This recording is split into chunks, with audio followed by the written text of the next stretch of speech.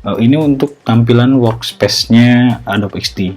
Kalau teman-teman pernah menggunakan tools untuk tools UI yang lain, misalkan Figma atau Sketch, teman-teman nggak bakal terlalu kesulitan sih, walaupun emang ada beberapa perbedaan lokasi.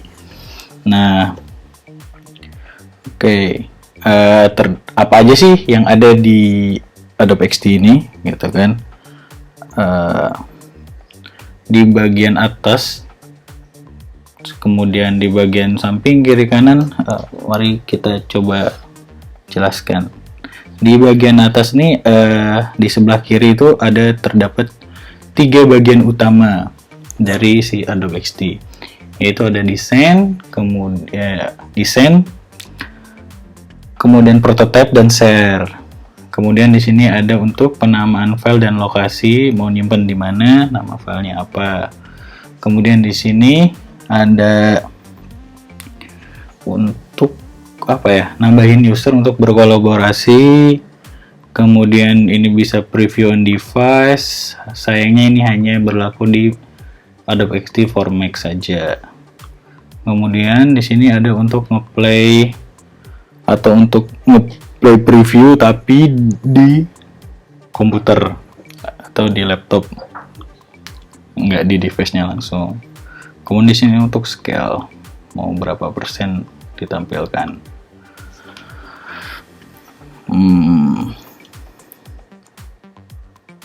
Oke, itu untuk bagian atasnya. Kemudian ini ada untuk bagian desain. Kita jelaskan satu-satu apa itu bagian desain, prototype, dan share. Nah, di bagian desain sendiri terdapat 3 area, yaitu sidebar kiri untuk menyimpan tools, bagian tengah untuk area kerjanya, kemudian sebelah kanannya untuk properties dari setiap komponen dari tools yang ada di sebelah kiri. Nah, yang pertama ada selection tools. Kita bisa gunakan shortcut keyboard V untuk menggunakannya. Jadi select tool ini digunakan untuk seleksi objek-objek atau artboard nih.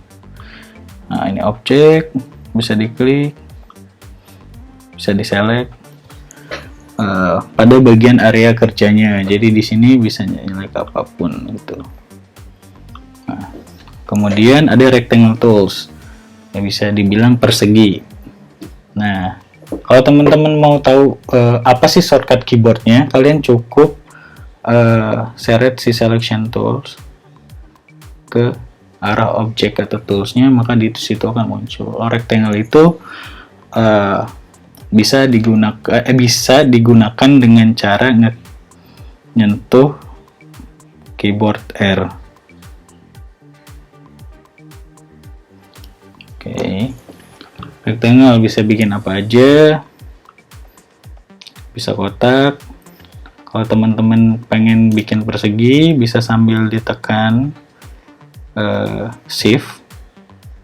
Nah, kemudian ellipse tool ini bisa dibikin untuk menggunakan ellipse atau bulat atau lonjong.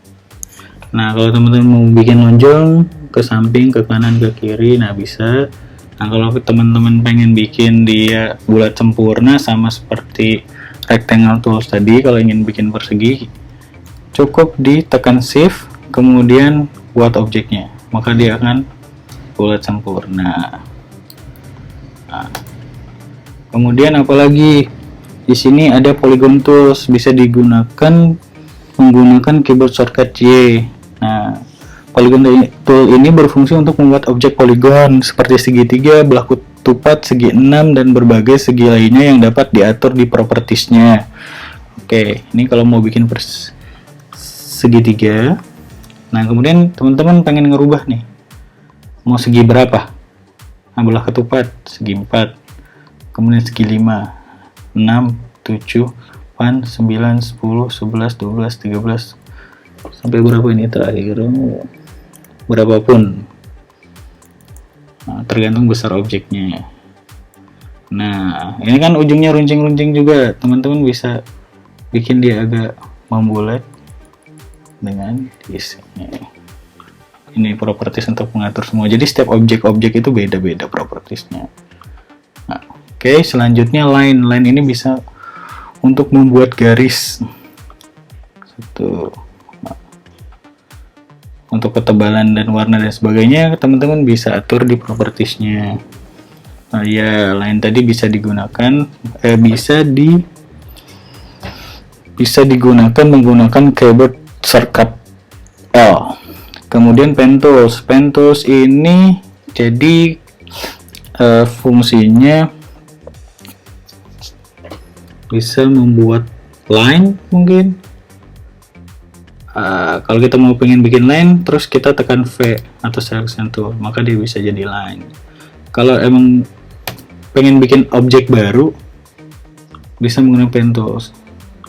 Kemudian, nah dia kalau pengen menutup objeknya, dibalikkan lagi ke titik yang pertama, maka dia jadi satu objek.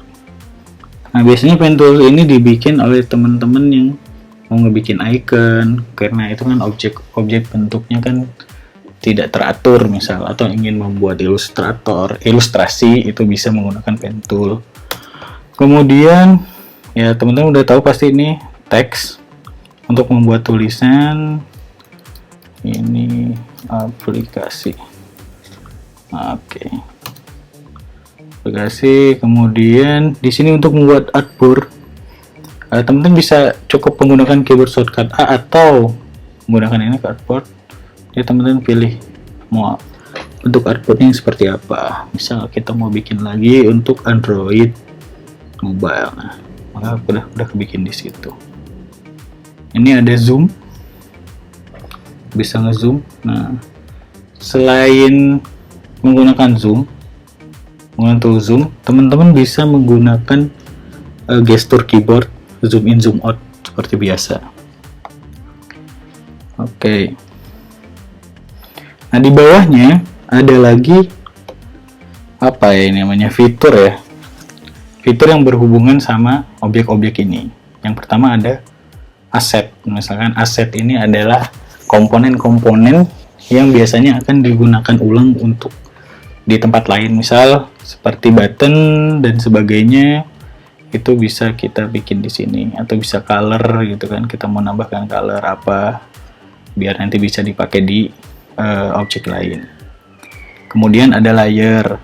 Layer ini adalah tempat susunan-susunan objek atau komponen dari area kerja yang dikelompokkan pada artboard. Kita punya dua artboard, kita klik, kita buka. Nah, ada apa aja di artboard itu? Ada teks, ada pad, ada line, polygon, ellipse, rectangle. Gitu. Kemudian di yang dua ini karena kosong, pasti isinya tidak ada. Nah, isinya kosong. Jadi objek-objek itu kalau kalian mau cek satu-satu gitu kan, selain dengan selection tool, kalian bisa juga masuk ke layer. Mau lihat yang mana sih? Ini juga bisa ngeset. Dia bisa diekspor, dia bisa di lock, dia bisa disembunyikan atau diperlihatkan lagi. Nah, ini aplikasi ini. Ini kan kalau bisa dihilangkan, bisa dimunculkan. Ini adanya di layar semua. Kemudian ada plugin. Tempat untuk plugin-plugin yang udah kita download. Nah, kebetulan di sini ada UI Face. Nah, plugin apa saja nanti akan kita bahas selanjutnya.